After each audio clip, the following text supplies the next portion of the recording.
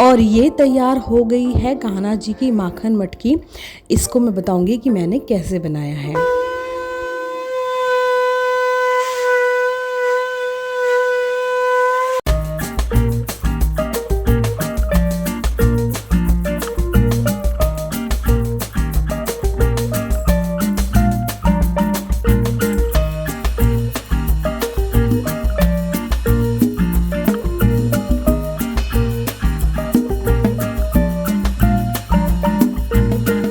मेरे और मेरे परिवार की तरफ से आप सभी लोगों को जन्माष्टमी की हार्दिक शुभकामनाएं।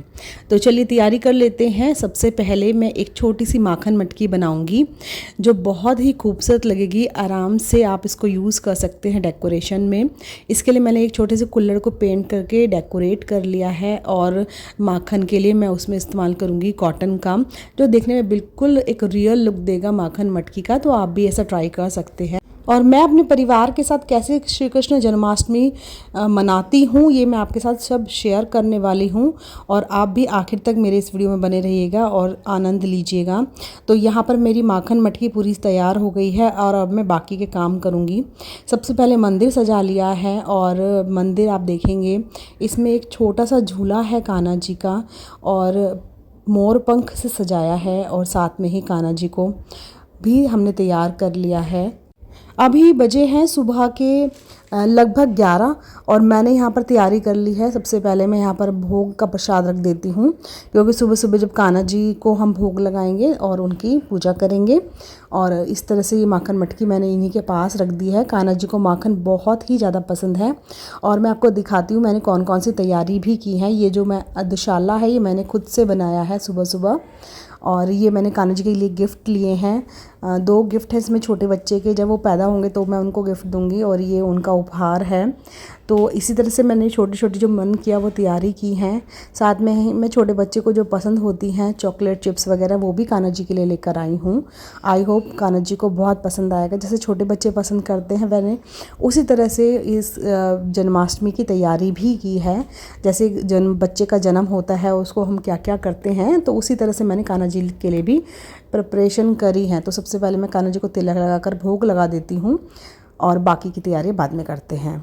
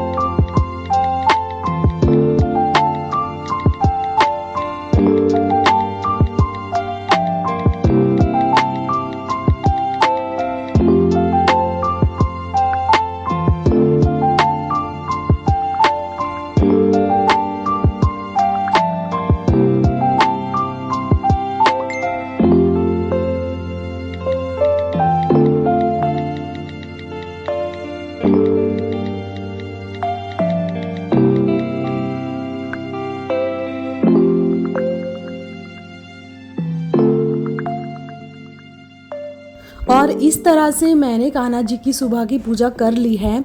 और आप पूजा करेंगे ना, आपको इतनी मानसिक शांति मिलेगी, आप इतना अच्छा फील करेंगे। और मैं अपने गार्डन से कुछ फ्लावर्स भी ले आई हूँ ताकि मैं झूले को सजा सकूँ। वैसे मैं शाम को बहुत सारे फ्लावर्स भी अपने गार्डन से लेकर आऊँगी जब मैं कान्हा जी का जन्म कराऊँगी। तो अभी मैं सिर्फ ये 2 हिबिस्कस के फ्लावर ही लेकर आई हूँ और मैंने झूले पे सजा दिए हैं।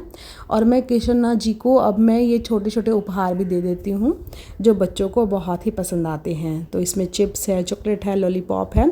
तो कान्हा जी बाद में इनको एंजॉय भी करेंगे।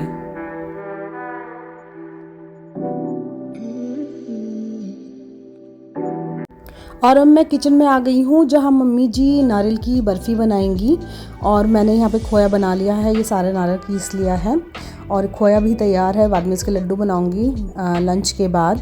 और यहाँ पर ये चाशनी भी तैयार है। तो चलो सबसे पहले मैं इनको बना लेती हूँ ताकि भोग के लिए 2 मीठे बन जाएं कुछ कान्हा जी के लिए, और जब उनका जन्म होगा तब उनको भोग लगाएंगे।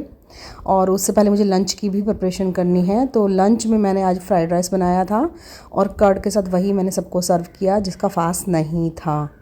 तो इस तरह से मेरा लंच हो गया है। और मैंने यहाँ पर जो ये नारियल की बर्फ़ी बनाई है ये भी बहुत अच्छे से जम गई हैं। कई बार होता है कि अच्छे से जम नहीं पाती, लेकिन मम्मी जब बनाती हैं तो हर बार बहुत ही अच्छे से जम जाती हैं।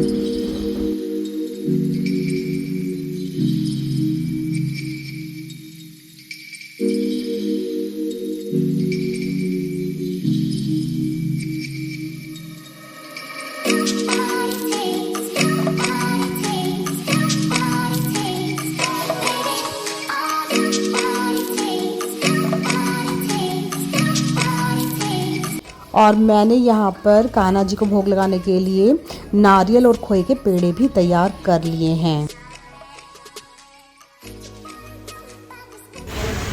और आज तो सभी जगह मंदिरों में भी बहुत धूम थी, बहुत ही सुंदर तरीके से सभी मंदिर सजे हुए थे।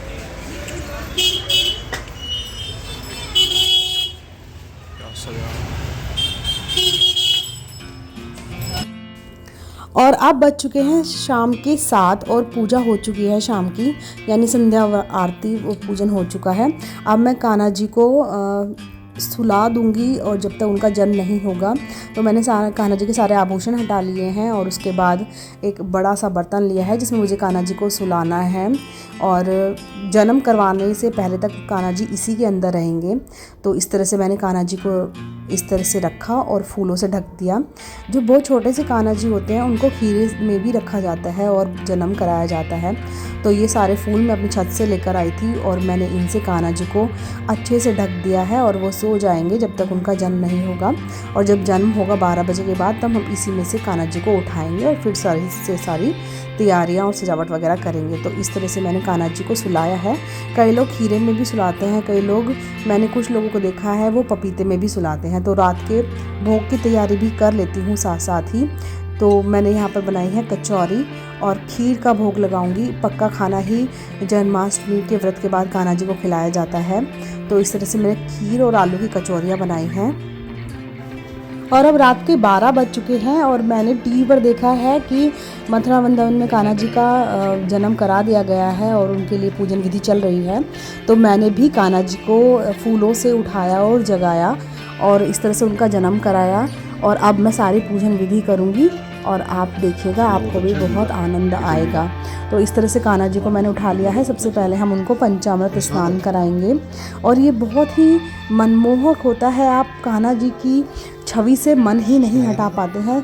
देखने में जितना अच्छा लगता है आपके मन को उतनी ही शांति मिलती है। तो चलिए सबसे पहले मैं इनको पंचामृत स्नान करा लेती हूँ और बाद में हम यही पंचामृत की तरह प्रसाद की तरह ग्रहण भी करेंगे।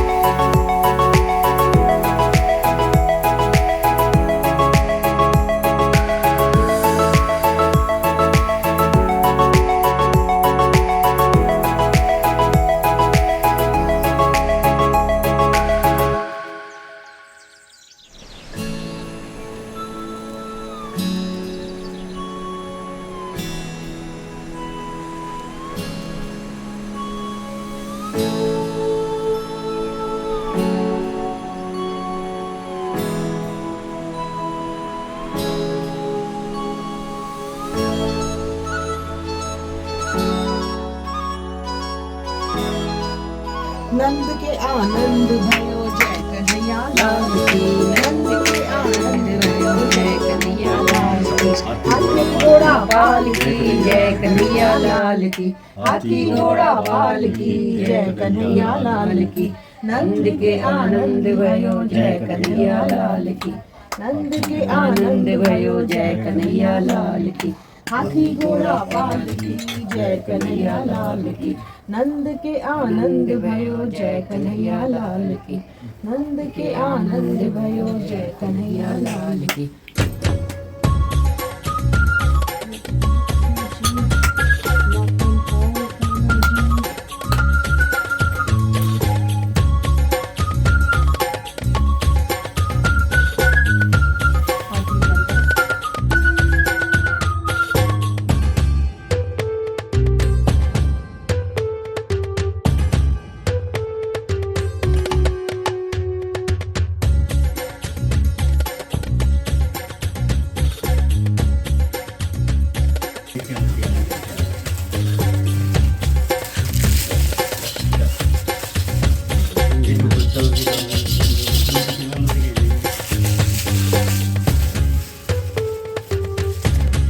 करे आपके लिए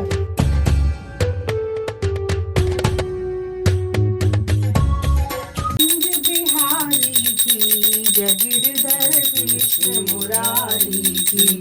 आरती कुंज बिहारी की जगिरधर कृष्ण मुरारी की। गले में वैजंती माला बजावे मुरली मधुर बाला।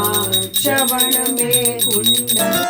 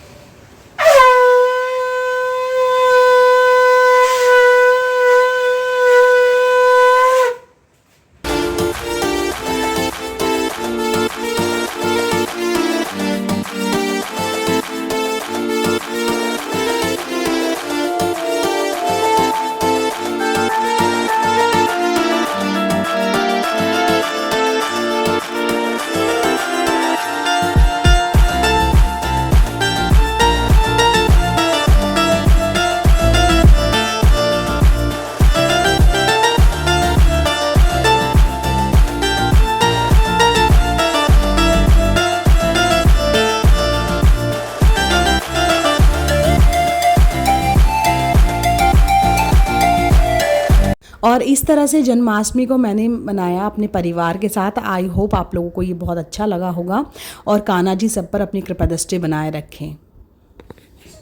Like करो, like करो।